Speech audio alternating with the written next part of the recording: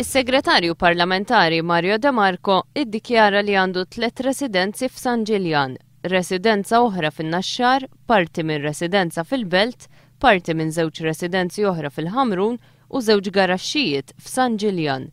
De Marco ddikjara li għandu bi 3,500 euro isħma fil-kumpanija ICS li tagħha huwa direttur u 2,500 isħma oħra FGD Consulting Limited. Huwa wkoll membru tal-Kunsill tal-Strickland Foundation. Is-Segretarju Parlamentari ddikjara li fl-2010 għala 3,700 euro mill-Università ta' Malta, 82,700 euro mix-xogħol tiegħu bħala Segretarju Parlamentari u 95,000 euro mill-kumpanija tal-avukati Guido De Marco and Associates. Huwa ddikjara li daħħal ma' 36,000 euro minn kirjiet, total ta' 217,300 euro.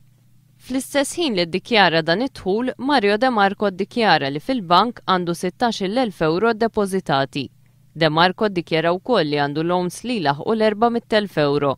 Fl-istess ħin il-Ministru Carm Mifsud Bonnici iddikjara li għandu 2 proprjetajiet f'Bormla u x-Xajra, għandu wkoll sem fi proprjetà f'Raħal Ġdid u 1,300 sem f'Siemens Parsons Ċisk.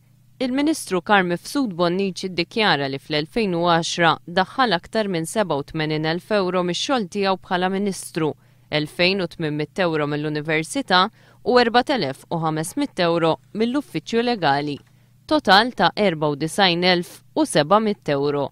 Fl-istess waqt iddikjara li għandu loan ta' 7,400 euro. Il-Ministru Carm Mifsud Bonnici iddikjara li m'għandux flus fil-bank.